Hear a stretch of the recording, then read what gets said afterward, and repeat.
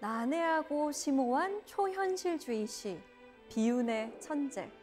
이런 수식어를 들으면 떠오르는 이가 있으실 겁니다.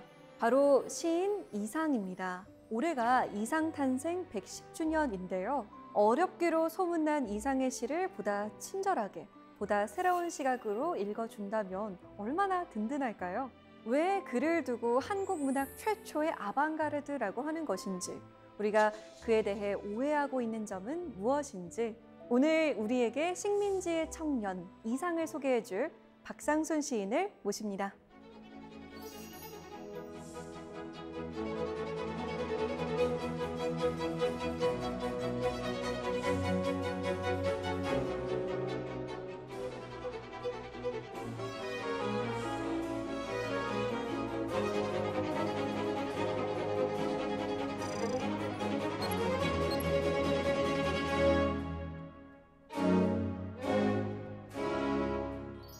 네, 선생님 반갑습니다. 사실 저도 이상의 시를 몇 번이나 제대로 읽어보려고 하다가 하고 그냥 덮었던 기억들이 있거든요. 좀 어려운 것 같아요. 네, 과거의 관점으로 또 일반적인 관점으로 보면은 어렵지만 또 오늘의 관점, 또 새로운 관점으로 보면 훨씬 더 이해하기가 쉬운 그런 시인으로서 이중성 갖고 있습니다.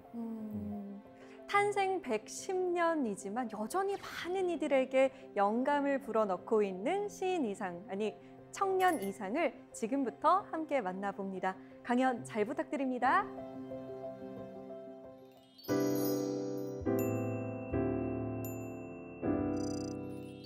이상, 그는 한국 문학사상 최초의 아방가르드 시인이라고 말할 수 있습니다.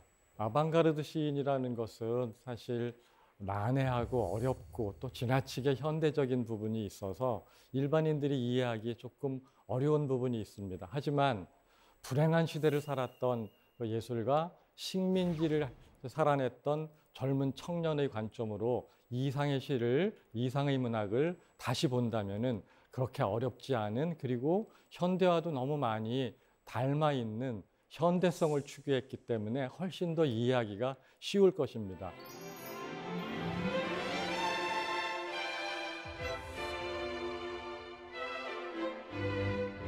이상은 1910년 9월 서울에서 태어났습니다. 서울 경복궁 바로 옆 사직동에서 태어났는데, 그가 태어나기 한 달 전에 대한제국은 일본에게 주권을 빼앗겨서 몰락하게 됩니다. 결국 이상은 단 한 번도 독립된 국가, 제대로 된 대한민국이라는 정체성의 그런 사회 안에서 살아본 경험이 없이 오직 식민지 시대만을 살아갔던 그런 청년이었습니다. 종로구 사직동, 그의 집은 매우 가난한 그런 집안이었습니다. 가난한 집 장남인데 어렸을 때부터 그림 그리기를 너무 좋아해서 화가가 되기를 꿈꾸었습니다. 하지만 가난한 소시민의 장남이 화가를 꿈꾼다는 것은 당시 상황으로서는 쉬운 일이 아니었을 겁니다.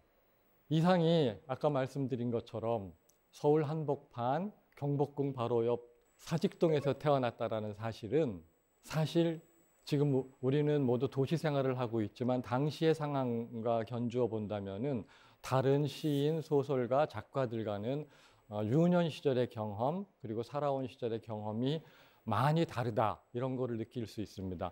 다른 시인들의 작품을 일례로 든다면 우리가 익히 잘 아는 김소월, 진달래꽃, 영변, 이런 자연 전원 전서가 있죠.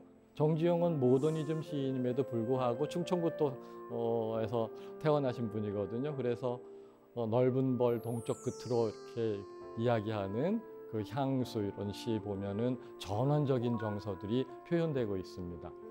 이런 특징이 바로 이상 문학을 이해하는데 과거에는 훨씬 더 난해하고 어려움을 가중시키는 그런 요소로 작용했습니다. 전원정서, 자연풍경 이런 것이 아니라 도시적 삶, 도시적 정서 이런 것들을 다루다 보니까 당시에 많은 사람들의 일반적인 눈높이에는 조금 벗어날 수밖에 없었던 것이지요.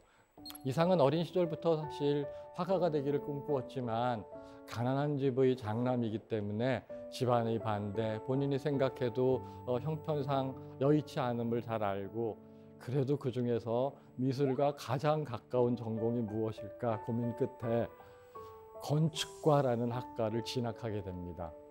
이상은 경성고등공업학교라는 학교의 건축과에 진학합니다. 경성고등공업학교는 해방 이후에는 서울대학교 공과대학으로 이름이 바뀐 그런 학교입니다. 지금으로 바꿔서 말한다면 서울대학교 공과대학 건축과의 전신인 그런 대학에 이상이 입학했던 것입니다. 그래서 이상은 여기에 다시 그림을 그리고 싶어하는 회화적인 정서에다가 건축은 이렇게 직선, 사선 이런 것들을 그리면서 구조역학으로 무게를 지탱해서 건물을 올리는 이런 수학적인 기법들, 방식들이 적용이 되는 분야를 또 공부했기 때문에 회화적인 경향에다가 수학적, 공학적 이런 객관적인 논리적인 시선이 또 더해져서 결국 서양의 모더니즘, 모더니티 이렇게 이야기할 수 있는 부분에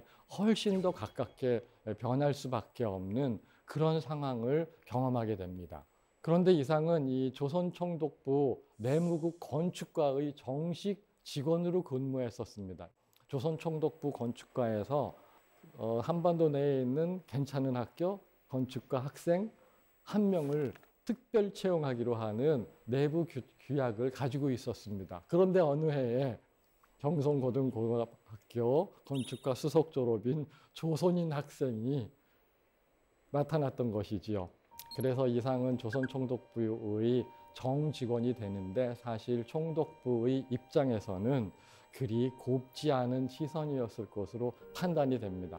어쨌든 이상은 조선총독부를 몇 년 다니다가 조선총독부에 사표를 내고 사직을 합니다. 그리고 이 사직한 이후부터 시인, 화가 이런 쪽으로 예술가로서의 본격적인 길을 걷기 시작합니다. 총독부 사직한 그 해에 이상은 조선미술전람회라는 화가들의 등용문인 그런 전람회가 있는데 여기에 작품을 보내서 입선작으로 결정되었고 입선작들이 이제 또 전시가 되는 그런 화가로서의 경력을 본격적으로 시작하게 되는 그런 경험을 갖게 됩니다.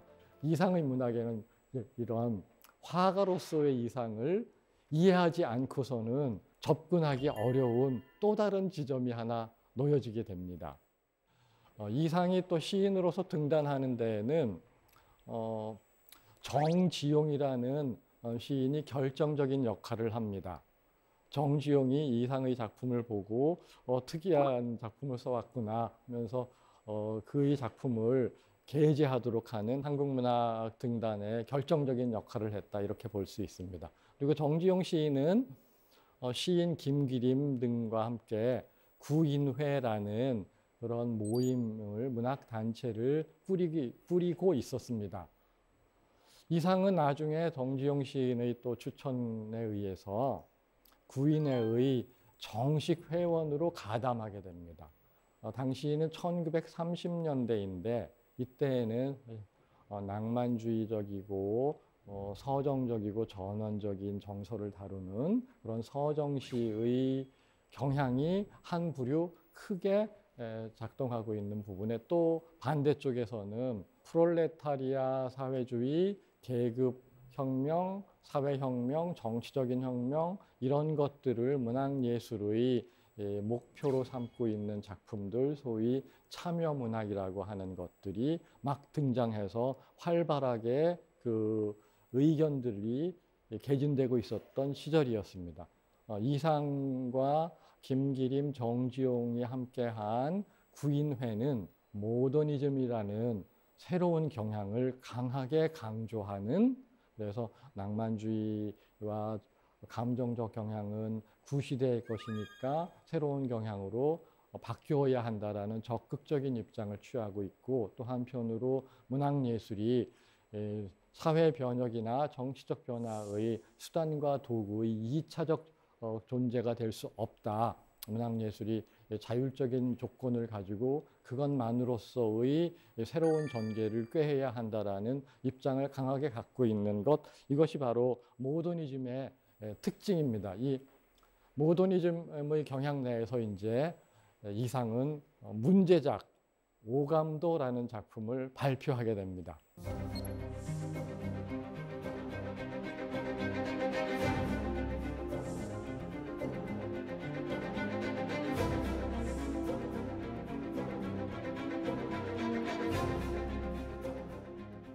이 오감도는 1934년 여름에 첫 작품이 신문에 연재하기로 하고 발표되었습니다. 신문에 매일 2편씩을 발표하기로 하고 30편, 그러니까 15회 연재해야지 30편 되는데 절반쯤 발표한 다음에 일반 독자들이 아니 이거 이해할 수가 없다. 너무 실험적이기 때문에 당시 상황에서는 이게 무슨 소리냐, 이해할 수 없다라는 항의와 비난, 또 신문사 내부에서는 또 신기하게 바라보고 이거 누가 썼는데 이렇게 특이한 걸 썼지, 이런 새로운 시선, 그다음에 몰이해의 시선, 이런 두 가지들이 논란을 겪게 되어서 결국 연재를 중단하게 되었습니다. 하지만 이 연재 중단에 이르게 된 이 작품, 이 연작시 오감도 15편은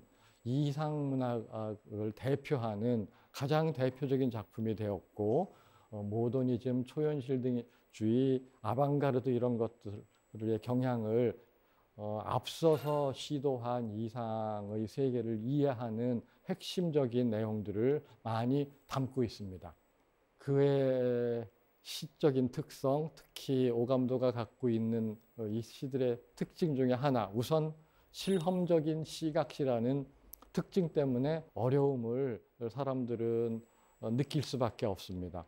시각시라는 것은 활자의 배치, 글자를 크게 하고 작게 하고 배치를 좌우로 바꾸고 또는 도형 같은 그림들이 막 들어가고 하는 것들이 시 안으로 들어왔기 때문에 당시의 상황에서는 이해하기 어려웠던 부분이고, 또 다른 이상 작품의 특징은 초현실주의라는 것을 구사한다는 뜻입니다.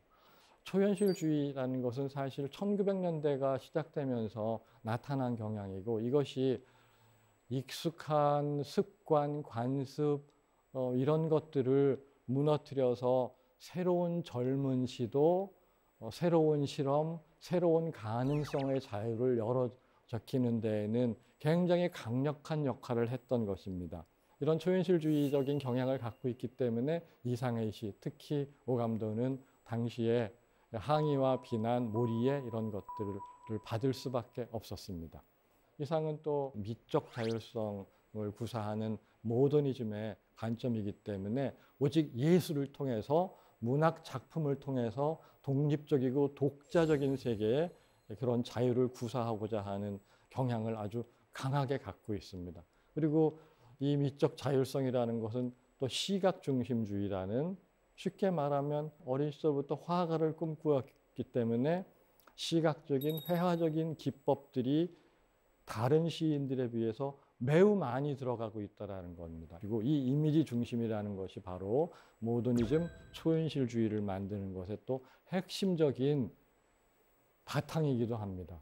이상의 문학에는 또 큐비즘의 시선이라는 또 다른 측면이 하나 있습니다. 피카소의 작품을 보면 피카소가 바로 서양 미술사에서 큐비즘의 창시자 중 한 명인데요. 옆에서 본 그림인데, 옆에서 본다면은 한쪽 눈만 보여야 되는데 이 옆에다가 다시 보이지 않는 저쪽 눈까지도 그려놓는, 여기서도 보고 여기서도 보고 다른 관점에서 본 것을 한 화면에다가 합쳐놓게 하는 겁니다.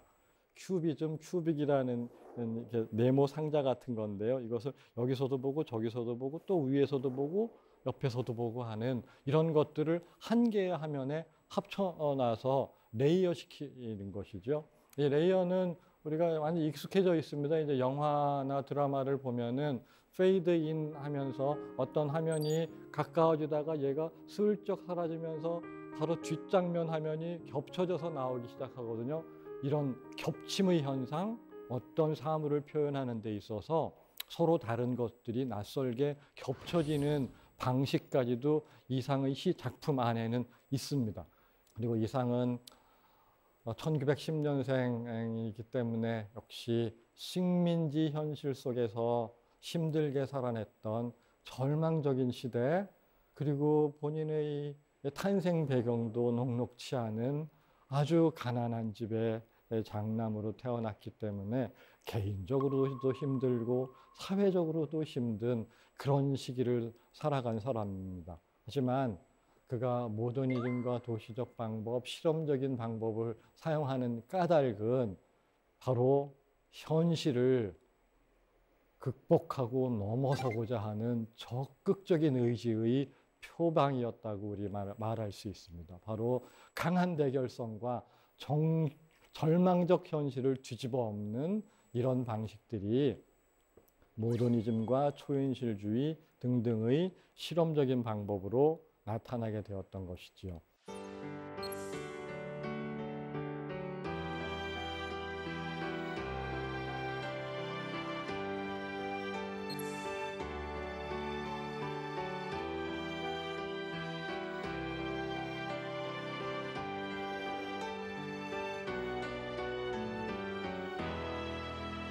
자, 그의 대표작인 이제 오감도 제1호, 이렇게 이 제목부터 한번 설명해 보겠습니다. 오감도라는 말은 사실 조감도라는 말을 오감도라고 해서 한 글자 바꿔치기 해가지고 변형한 겁니다. 이 변형과 바꿔치기가 이상한테는 매우 중요한 것입니다. 조감도는 건축물을 설계해서 건축물이 완공되기 전에 건축물 앞에다가 이 건축물은 이런 모습으로 완공될 것입니다 라고 해서 그림으로 이렇게 예시를 보여주는 그런 그림을 조감도라고 이렇게 말합니다. 이상이 이제 건축가를 나왔으니까 건축에서 쓰는 용어를 또 가져다가 슬쩍 바꿔치기 한 것이죠. 오감도의 오자는 저기 한자, 제가 오감도 옆에다가 이렇게 한자를 써놨는데 저 맨 윗부분에 가로획을 하나 더 그으면 세조자가 되고 한 획을 지우면 까마귀 오자가 되거든요. 요즘 젊은이들의 생각을 가지고 이상과 함께 상상하기 시작한다면 한자에서 한 획 줄 하나 지웠네? 이렇게 생각하면 아주 쉬울 수 있는 겁니다. 그래서 까마귀는 사실 큰 상징적인 의미에 집착할 필요는 없습니다. 오히려 이상의 오감도 시 1호는 많은 사람들이 이제 이상의 대표작으로 13인의 아해가 도로를 질주하고 1인의 아해가 가고 2인의 3인의 이렇게 계속하는 그리고 1인의 아해가 무섭다고 그러고 제2인의 아해가 무섭다고 그러고 3인의 아해가 무섭다고 그러고 계속 반복적인 상황이 나타납니다. 오감도 시 제1호 13인의 아해가 도로로 질주하오. 길은 막다른 골목이 적당하오. 제1의 아해가 무섭다고 그러오. 제2의 아해도 무섭다고 그러오. 제3의 아해도 무섭다고 그러오. 제13의 아해도 무섭다고 그러오. 13인의 아해는 무서운 아해와 무서워하는 아해와 그렇게뿐이 모였소. 다른 사정은 없는 것이 차라리 나았소. 결국 나타나는 건 별거 없습니다. 그냥 1인에서부터 13인까지 아이들이 나와서 달려가고 무섭다고 그러는 거, 그다음에 도로를 질주하고 막다른 골목이라는 것도 또 나옵니다. 이런 몇 가지 사실 이외에는 이게 무엇을 말하고 있지? 라고 하는 정보를 주지 않습니다. 계몽적 교훈적인 의미로서의 정보가 이상의 오감도에는 존재하지 않습니다. 이것이 옳다라고 강하게 부르짖고 우리 이렇게 살아야 하지 않느냐? 인생의 의미, 참 의미는 이런 것이 아니냐라는 교훈적인 것들을 깔아놓지 않기 때문에 정보가 없이 마구 아이들만 왔다 갔다 하고 골목만 나오고 도로만 나오고 이런 상황이거든요. 이런 상황, 이 상황을 적극적으로 드러내는 것, 우리는 이미 그런 것들에 익숙해 있습니다. 이제 의미 부여를 누가 지나치게 하고, 야, 이건 이러니까 인생은 이렇고, 삶은 이렇고, 너는 그러니까 이렇게 살아야만 돼 하는 것보다는, 오늘 상황은 이랬어. 라고 우리가 이야기하는 게 훨씬 더 익숙한 시대가 되었지요. 그렇다면 이제 이상의 오감도시 1호를 완전히 해석해주는 방법은 아니지만 제가 그중에 한 가지만 좀 쉽게 설명한다면은 도로와 골목이라는 것이 무서운 아이와 함께 대비되어 있다. 이런 사실을 가지고 이상의 오감도시 1호를 본다면은 도로는 당시에는 일본 식민 통치를 강화하던 시기였기 때문에 철도를 놓고 도시를 다시 건설하면서 신도시를 만들던 시기였습니다. 도로를 만든다라는 것은 큰 것들이 만들어지는 것이고 이 큰 것들이 만들어진다라는 것은 정치적 의도, 경제 침탈과 수탈이 목적화되어 있지만 결국 그것을 수행하고 있는 것은 식민 제국주의가 한반도에 들어와서 서울을 장악하면서 그 장악의 현실화의 강력한 표본으로서 도로가 건설되는 것이죠. 하지만 골목은 그것과는 다른 시시한 길이지요. 꾸불꾸불해서 그냥 아이들이 뛰놀거나 별 볼 일 없거나 하는 골목들인데, 자 그렇다면 조감도라는 원래의 의미로 돌아가 본다면 까마귀의 관점으로 이렇게 감은 내려다본다라는 감자거든요. 까마귀가 내려다본 것 같은 어떤 도시적 현실, 어떤 절망적 현실을 그린 그림들. 도자가 들어갔으니까 뭔가 그림 같은 미술의 역할, 시각시라고 말할 수 있는 시각시, 비주얼 포에트리라고 이렇게 설명할 수 있는 건데요. 아이들이 마구 질주하는데 당시에는 식민지 현실이기 때문에 도로에서 뛰어노는 아이들의 상당수는 남루한 옷차림이거나 또는 정말 부모를 잃은 거지이거나 두 종류입니다. 이 아이들과 절망적인 아이들과 도로의 상황, 골목의 상황, 과거에는 아주 오랫동안 이런 도로들을 신장로라고 했어요. 새로 닦은 도로. 이런 상황들이 오감도에 그려지게 됩니다. 이런 상황이 그대로 직물적으로 드러나기 때문에 교훈적이지도 않으니까 당연히 무언 소리 하는 거냐라고 해서 이해할 수 없었고 비난받을 수밖에 없었던 것입니다.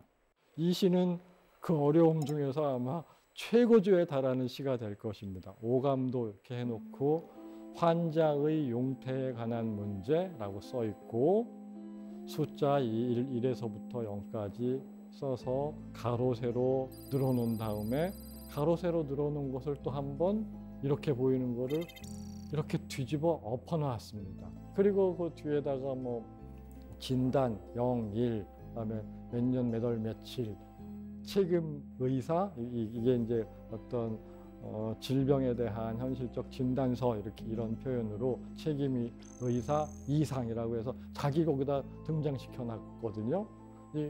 남들이 볼 때 이게 뭘 진단한 거야? 왜 또 지 이름은 여기다가 써놨어? 환자의 용태에 관한 문제라고 처음 시작했는데 용태가 나쁘다는 건지 좋다라는 건지 알 수가 없지요.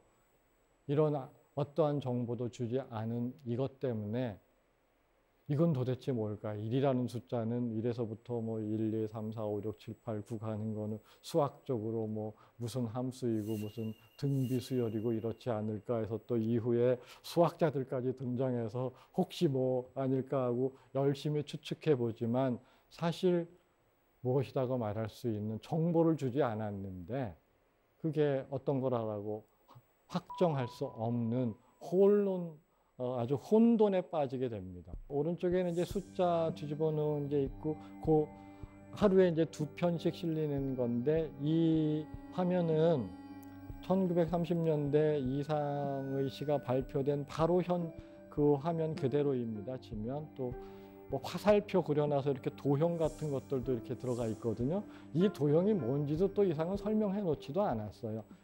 하지만 다시 생각해 보자고요. 설명하려면 뭐하러 도형 그리겠어요? 그렇죠? 다른 의도가 있기 때문에 설명 안 한 것이죠. 설명할 필요가 없는 것이고. 자, 이 뒤집어 엎은 숫자판은 대단히 중요합니다. 중요한 것은 뒤집혔다는 것이지요. 하지만 이상의 숫자를 해석하면서 많은 사람들이 이상이 뒤집어 놓은 거를 3자가 뒤집어 있었다면 3이 아니지요. 4자가 뒤집어져도 4가 아니지요. 0은 뒤집어져도 그냥 0일 수는 있습니다. 자, 모양이 뒤집힌 도형을 보고 뒤집히기 전 거를 갖고 와서 수학적인 계산을 해보려고 하는 것 자체는 일단 잘못된 것이지요. 뒤집어 엎었다라는 것은 대단히 중요한 것, 제가 오감도라는 것을 뭔가 바꿔치기 했다라는 것이 이상의 중요한 특징 중에 하나라고 말씀드렸듯이 역전이라는 뒤집어 엎는 이 역전의 개념이 이상의 방식의 핵심적인 요소였다라고 우리는 이해해야 합니다. 그 사람이 이걸 뒤집어 놨는데 뒤집어 놨다라는 사실에 대해서는 중요하게 생각하지 않고 뒤집기 전의 것을 가지고 따진다면은 이것은 절차상으로 좀 잘못된 것이지요. 그리고 본인 이름 거기다가 써놨거든요. 책임의사 이상이라고. 자기가 직접 무대에 올라가서 무엇을 한 것이요? 퍼포먼스를 하기 시작하는, 과거의 관점에서 보면 시인이나 그림인은 여기 앉아서 저기 있는 것을 그럴듯하게 갖다 보여줘야 되는데 자신이 무대 위로 올라가 있거든요. 대단히 급진적인 당시 상황에서는 그런 접근이었습니다. 그러나 1930년대 중반에 나온 이 작품은 다른 세계 문학이나 미술사의 관점으로 보면 그리 이른 것이 아닙니다.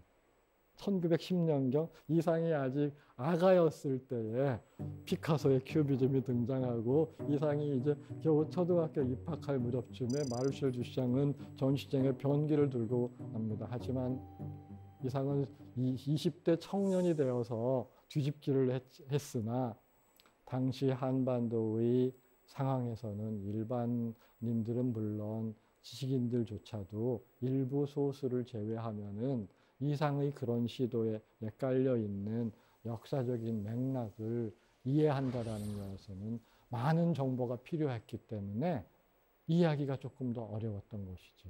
이 뒤집어 엎은 숫자판이 이 시 전체에서 가장 많은 면적을 질적으로 양적으로 크게 차지하고 있는 이 행위에 대해서 유심히 들여다본다면은 이상의 독창성이 물론 피카소나 마르셀 듀샹의 새로운 전기에 비해서는 예술적 경향의 시도로서는 뒤늦은 감이 있을지 모르지만 한반도 상황에서는 대단히 앞선 것이었고 대단히 앞선 것과 동시에 이런 유사한 시각시들 숫자 이렇게 계속 반복해서 쓰고 글자들을 반복해서 똑같은 단어 막 여러 차례 쓰고 하는 이런 종류의 시를 소위 비주얼 포에트리, 시각시, 실험시, 뭐 다다이즘 이런 걸로 이렇게 설명을 하는데 다다이즘의 관점에서 보면은 1900년대 초반에 스위스 찌리히에서 출발해서 독일 베를린, 하노버, 네덜란드, 프랑스 파리,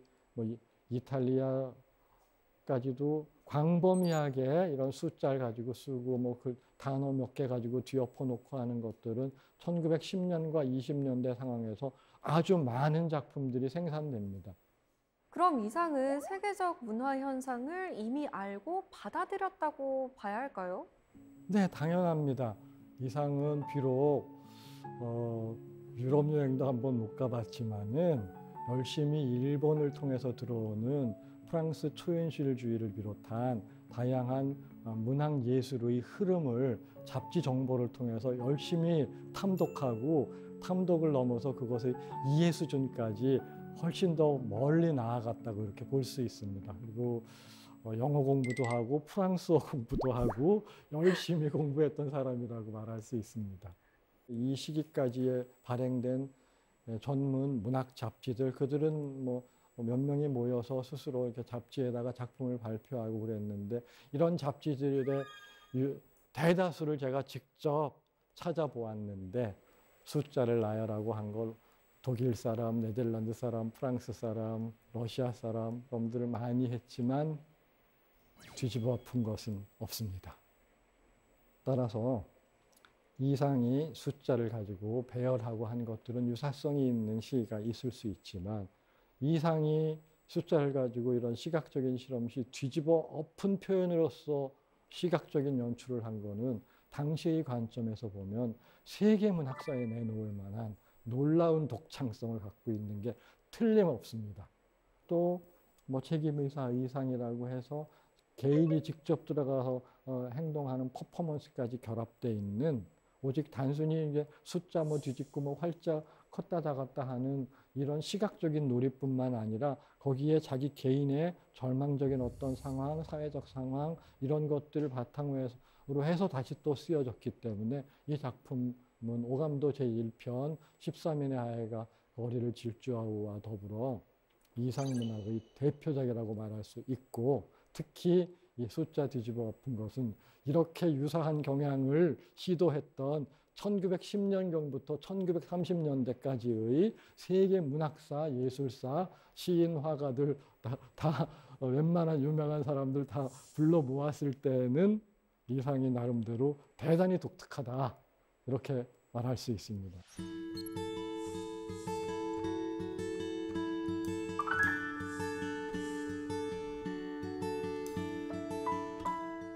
또 이상을 설명하면서 대표적으로 말할 수 있는 주요한 키워드가 거울이라는 게 있는데요. 거울 속에 나는 왼손잡이다. 뭐 내가 만지려고 해도 악수할 수도 없다. 이렇게 거울이 이렇게 뒤집혀 있고 역전돼 있는 거죠. 하지만 이런 거울에 대해서 우리는 오랫동안 다른 오해와 상징적인 의미 부여를 지나치게 했던 부분이 있습니다.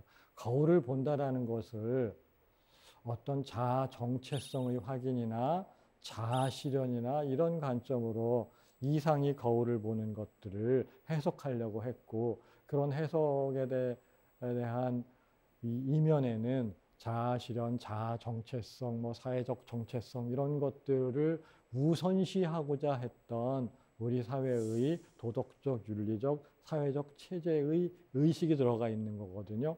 하지만 이상은 거울 그 자체를 보는 거고, 사실 거울 보면 뒤집혀 있는 거잖아요. 내 오른손이 왼손인 것처럼 돼 있고, 이런 직물적이고 물질적이고 있는 그대로의 대상을 열심히 들여다보는 차이. 그래서 모더니즘의 이 직물성이라는 건 대단히 중요합니다.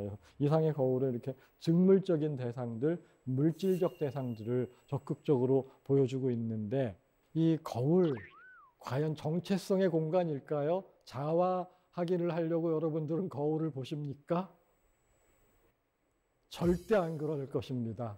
거울을 가지고 우리는 무엇을 할까요? 물질적으로 물질적 확인을 하죠. 내가 오늘 머리가 좀 이렇게 기니까 앞으로 이번 주에는 못해도 잘라야 되겠네. 이런 물질적인 이미지를 가지고 확인을 하고서 점검하고 그 다음 단계 변신을 꿈꾸는 공간이지요. 사실 변신의 터전이고 변신의 출발점입니다. 누군가는 거울에 비친 나의 물질적 이미지, 소위 거울 이미지를 보고 아니야, 이렇게 되면 너무 튀니까 엄마 말씀대로 얌전하게 입어야지 해서 과거의 수동적인 타협, 유니폼으로 다시 갈아입게 만드는, 뒤돌아서게 만드는 과거 회귀형, 복귀형, 관습과 제휴형 이런 선택도 사실 합니다. 이 거울 공간을 통해서 내가 나의 변신의 정도, 내 변신의 가능성, 나의 수동적 타협의 가능성, 사회적 관습과의 제휴의 범위, 이런 것들을 우리는 아침 저녁으로 거울을 보면서 확인하게 될 것입니다. 그래서 이상의 거울은 개인의 변신의 공간인 동시에 사회적 변신의 정도를 가늠하는 그런 혁신의 현장이기도 합니다. 여기 이제 뭐 이상의 시가 거울을 소재로 해서 쓴 시가 3편 정도 되는데, 한 편은 상당히 물질적이고 물리적인 거울 이미지, 그냥 왼손만 이렇게 있다가, 처음에 발표했던 시에는 초기작에는 그냥 악수할 수도 없는 차가운 공간 대립하고 있다가, 오감도 연작에 있는 거울시에 있어서는 그 거울 속에 나를 만나러 들어갑니다. 이런 구상 자체가 사실 초현실적인 구상인데, 당시의 사정에서 보면 그런 발상과 접근법 자체가 낯설을 수밖에 없고 도대체 그런 발상은 뭐하러 해놨느냐라고 비난받을 소지도 있는 거죠. 요즘 같아서는 아마 유치원생 어린이들한테도 야, 거울에 있는 너 만나러 거울 속으로 이렇게 들어가 보자 하는 이야기를 가지고 짧게 재밌는 이야기를 쓴다면 훨씬 더 즐겁게, 훨씬 더 이해하기 쉬울 거고 우리들의 이야기가 되었을 것입니다. 바로 이상은 이제 대면하고 있는 물질적 공간뿐만 아니라 대면하고 있는 그 이미지 속으로 침투해서 들랑달랑 하거든요. 이 들랑달랑하는 무대, 새로운 무대를 하나 창조해낸 것이죠.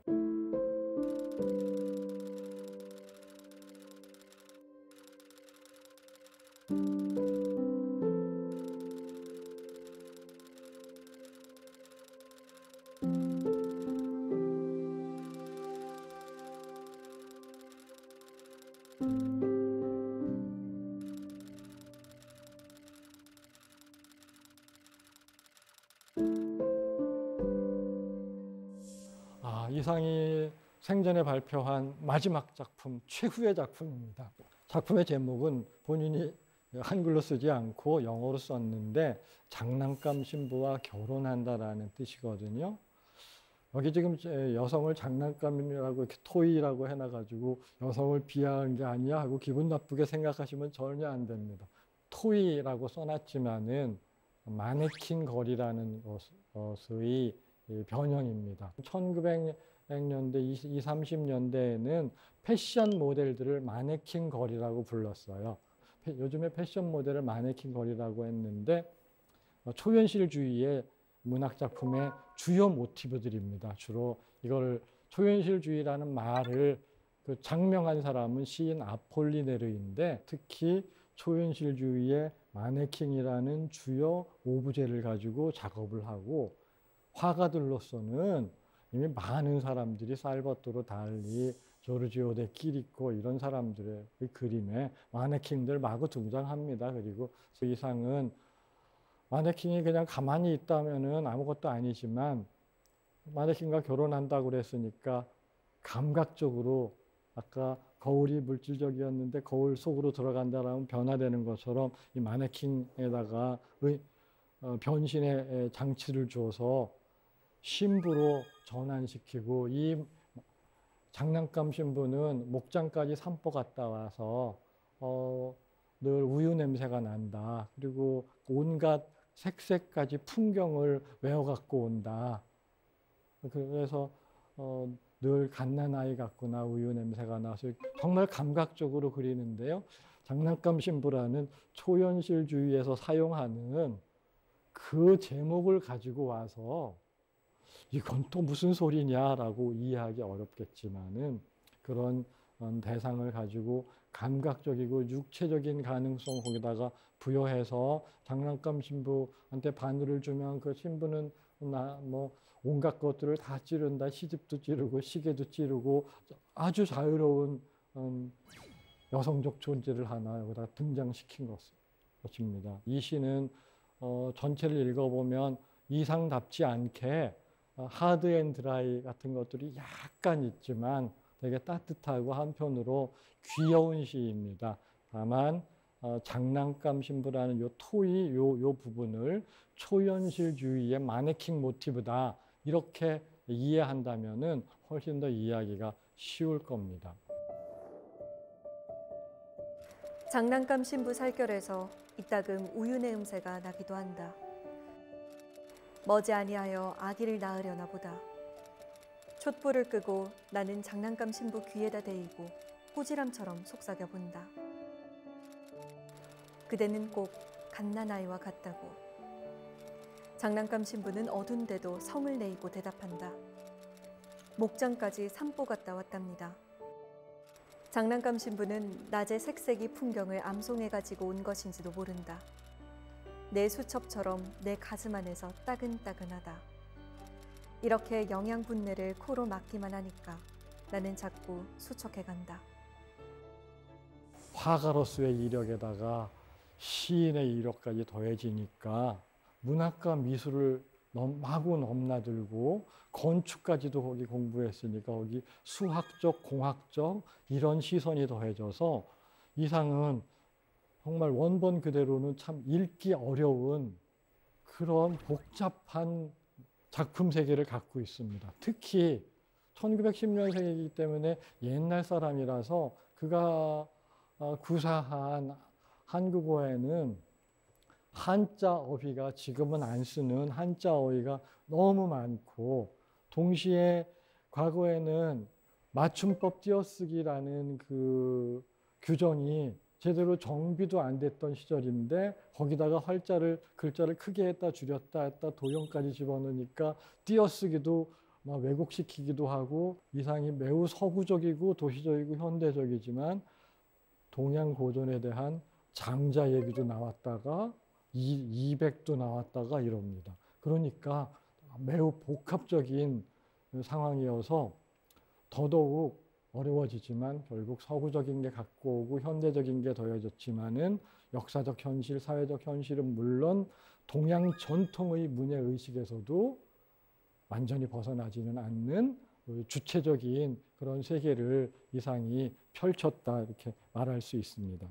이런 문학, 미술, 뭔가 여러 장르들을 다양하게 넘날리면서 새로운 시선을 가진 이상은 결국 절망을 뒤엎는 역전 그리고 변신을 꿈꾸었던 시인으로 우리는 봐야 될 것입니다. 배후 관계에 집중하기보다는 그것을 어떻게 차원의 변화를 일으켜서 새로운 꿈을 꾸게 할 것인가, 변신의 무대로 재도약할 것이냐, 이것이 이상의 핵심이기 때문에 이 이상의 핵심적인 사항들은 오히려 과거 시기보다는 오늘날에 좀 더 가까워질수록 100년이 넘은 시간쯤에 태어난 시인이지만 이제 100년쯤 지나서 오히려 더 이상이 구사했던 현대성, 모더니티, 그의 많은 기법들은 훨씬 더 이해하기 쉬운 시대가 되었습니다. 하지만 이상은 30살을 넘기지 못하고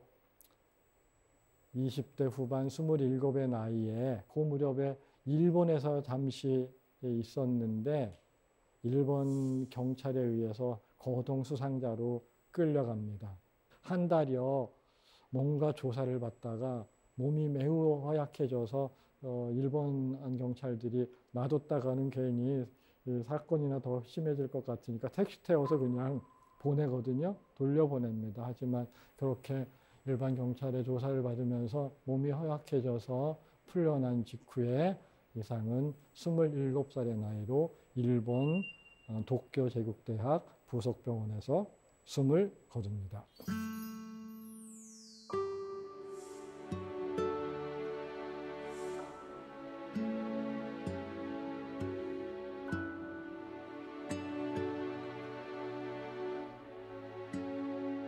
서른을 넘기지 못한 나이, 이 나이에 사망했기 때문에 안타깝게도 오직 청년 시절밖에는 살지 못했지만 그러나 또 한편으로 영원히 청년으로서의 마음을 오롯이 간직한 그런 젊은 시인, 무엇보다도 현대성의 의미를 훨씬 더 앞서서 몸소 실천한 청년 시인, 이런 젊음의 시인으로 우리는 이상을 영원히 기억할 수 있을 것이며 이 젊다라는 것은 새로운 혁신, 변신, 변화, 역전과 반전의 가능성을 결코 포기하지 않는 그런 사람, 그런 꿈을 가진 시인 이상 이렇게 우리 모두 기억하게 될 것입니다.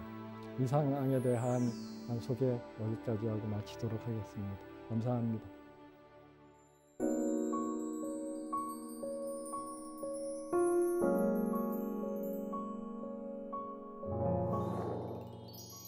네, 강연 잘 들었습니다. 선생님의 강연을 듣고 보니까 이상은 새로운 시도를 했는데 우리가 해석을 좀 관습적으로 하고 있었던 것 아닌가라는 생각이 들더라고요. 확실히 교과서 속의 역사 속의 그냥 인물이 아니라 생생하게 살아있는 인물로 느껴졌어요. 이상에 대한 이해를 너무 과도하게 의미부여해서 보기보다는 요즘처럼 그냥 쿨한 청년, 도시 청년 이런 관점으로 친근감 있게 생각하면은 훨씬 더 이해의 길이 더 쉽게 열릴 수 있습니다. 네. 자, 사사계 공동체 여러분께서 질문을 미리 보내주셨는데요. 함께 볼까요? 먼저 권민진님의 질문입니다.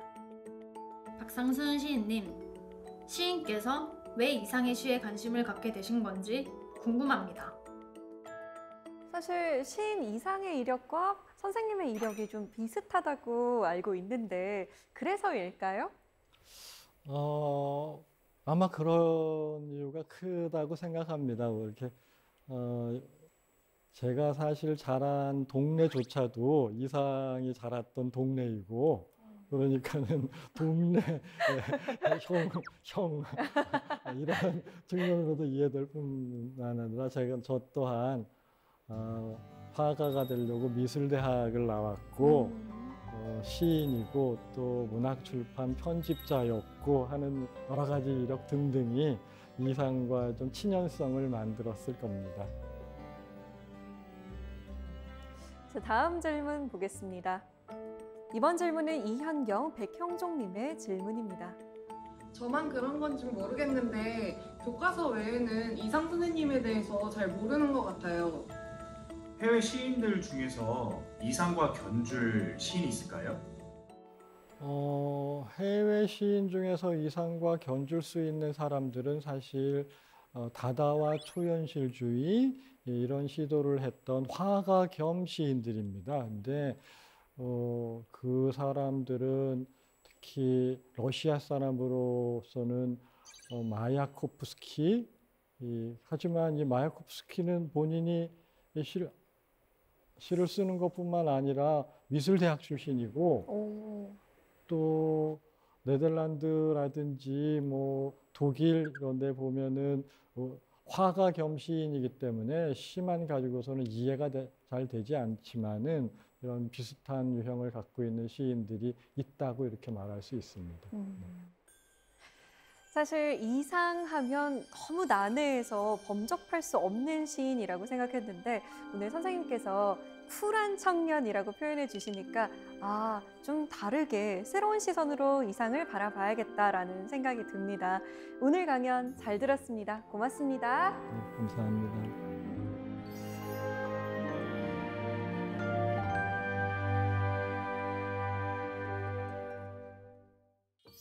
마음속에 묵직하게 자리 잡은 책 한 권쯤 다들 있으실 겁니다. 인생의 길잡이가 되어주거나 친구가 되어주는 책. 때로는 여행이 되기도 하고 연서가 되기도 하는 책. 독서의 계절이라는 이 가을, 볕 잘 드는 작은 동네 서점에서 책 한 권 골라보는 건 어떨까요? 사세계 공동체 습니다. 저희는 다음 시간에 찾아오겠습니다. 고맙습니다.